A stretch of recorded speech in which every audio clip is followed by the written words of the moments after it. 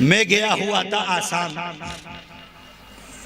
ابھی 8-10 دن کا میرا پروگرام تھا آسام میں۔ وہاں گورنمنٹ نے سارے مدرسوں کو بند کر دیا۔ کون سے مدرسے؟ کون سے مدرسے؟ سرکاری مدرسے۔ اور یاد رکھنا بہار والوں،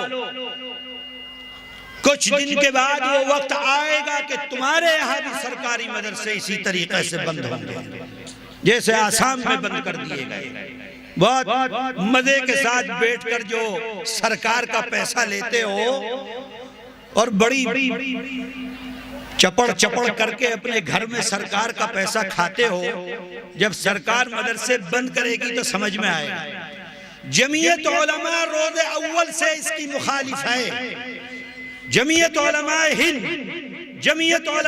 کے صدر محترم حضرت مولانا حسین احمد مدنی رحمت اللہ علیہ، فدائے ملت حضرت مولانا اسعد مدنی رحمت اللہ علیہ، اور جمعیت علماء ہند کے موجودہ صدر حضرت مولانا سید ارشد مدنی دامت برکاتہم، ہر جگہ اس وقت سے آزادی کے وقت سے آج تک جمعیت علماء یہ اعلان کر رہی ہے کہ آپ اپنے مدرسوں کو سرکار کے حوالے مت کیجئے، اس لیے کہ یہ مدرسے آپ کا دین ہیں، یہ مدرسے آپ کی دنیا نہیں ہیں۔ اپنے دین کو سرکار کے حوالے مت کرو، اپنے دین کو سرکار کے حوالے مت کرو۔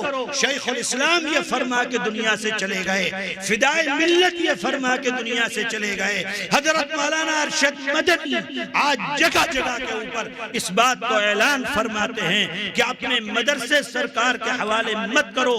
دیکھو آج کیا ہوا ہے، ایک آرڈر سے سارے مدرسے جو سرکاری مدرسے تھے، یہاں ان کو سرکاری مدرسے کہا جاتا ہے، آسام میں ان کو ٹائٹل مدرسے کہا جاتا ہے۔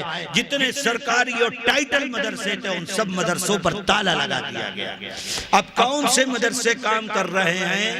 جو آپ کے پیسوں سے چلتے ہیں، آپ کے چندے سے چلتے ہیں، جن کا خرچہ آپ اٹھاتے ہو، جن کا دانا اور پانی آپ کرتے ہو، یہی مدرسے دین کی خدمت کر رہے ہیں۔ یہی مدرسے پہلے بھی دین کی خدمت کر رہے تھے، یہی مدرسے آج بھی دین کی خدمت کر رہے ہیں، اور یہی مدرسے انشاءاللہ قیامت تک دین کی خدمت کرتے رہیں گے۔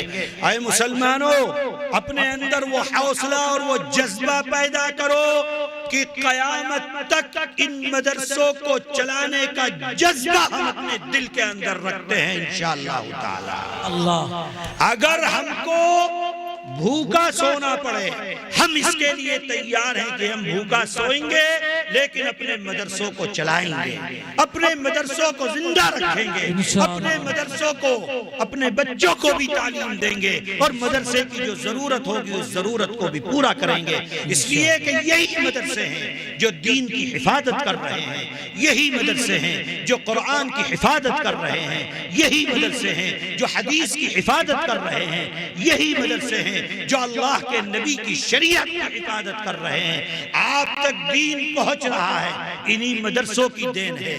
آپ کے بچے قرآن پڑھ رہے ہیں، انہی مدرسوں کی دین ہے۔ آپ تک قرآن کریم کی تعلیم پہنچ رہی ہے، انہی مدرسوں کی دین ہے۔ اللہ کے نبی کی حدیث کو آپ سن رہے ہیں، انہی مدرسوں کی دین ہے۔ آپ کے مردوں کو جنازے کی نماز پڑھانے والے امام مل رہے ہیں، انہی مدرسوں کی دین ہے۔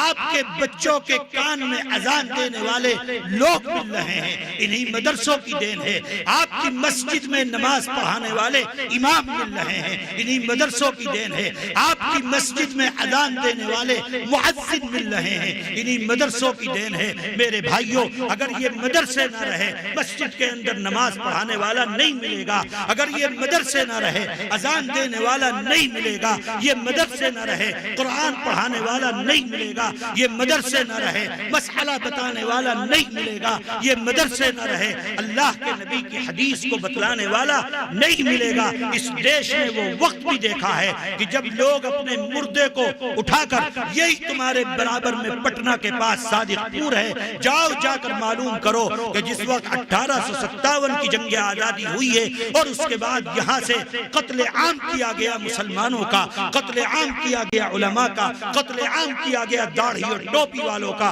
اور اس طریقے سے قتل عام ہوا ہے مسلمانوں کا، ایمان والوں کا اور داڑھی ٹوپی والوں کا اور علماء کا، کہ نماز جنازہ پڑھانے والے لوگ نہیں ملا کرتے تھے۔ لوگ اپنے مردوں کو کندھوں کے اوپر لے کر اس گاؤں جا رہے ہیں، وہاں معلوم ہوتا تھا کہ 12 علماء تھے، اس گاؤں میں پہنچے معلوم ہوا سب کو پھانسی دے دی گئی۔ دوسرے گاؤں میں معلوم تھا کہ 9 آدمی وہاں پر عالم تھے، اس گاؤں میں پہنچے، وہاں معلوم ہوا کہ سب کو پھانسی دے دی گئی۔ کہیں کوئی نماز جنازہ پڑھانے والا نہیں ملتا تھا۔ جب مردے کے اندر سے بدبو آنے لگتی تو بغیر نماز جنازہ کے مردے کو دفن کر دیا جاتا۔ دلی کے چاندنی چوک سے لے کر پاکستان کے قصہ خانی بازار تک کوئی درخت ایسا نہیں تھا جس درخت کے اوپر کسی مولوی کی گردن نہ لٹک رہی ہو۔ میرے بھائیوں، علماء نے شہادتیں دی ہیں، علماء نے قربانیاں دی ہیں، مسلمانوں نے قربانیاں دی ہیں، اپنی جانوں کے علماء اپنا ایمان بیچ دیتے، بڑی بڑی سلطنتیں حاصل کر سکتے تھے، بڑی بڑی زمینیں حاصل کر سکتے تھے، لیکن پھر ایمان اس دیش کے اندر نہ بچتا۔ ان لوگوں نے مدرسے کو قائم کیا۔ اس صورتحال کے بعد 1857 کی جنگ آزادی کے 9 سال کے بعد دیوبند میں دارالعلوم دیوبند کو قائم کیا گیا۔ کیوں؟ تاکہ قرآن پڑھانے والے پیدا کیے جائیں، مسئلے بتانے والے پیدا کیے جائیں، نماز پڑھانے والے پیدا کیے جائیں، اذان دینے والے پیدا کیے جائیں، اور میرے بھائیوں نماز جنازہ پڑھانے والے پیدا کیے جائیں، بچوں کے کان میں اذان دینے والے پیدا کیے جائیں، انگریزوں سے لڑنے والے پیدا کیے جائیں، اپنی گردن کو دیش کے لیے کٹانے والے پیدا کیے جائیں، اپنے خون کو دیش کے لیے بہانے والے پیدا کیے جائیں، اپنی عزت کو دیش کے لیے مٹانے والے پیدا کیے جائیں۔ اس لیے دارالعلوم دیوبند کو قائم کیا گیا۔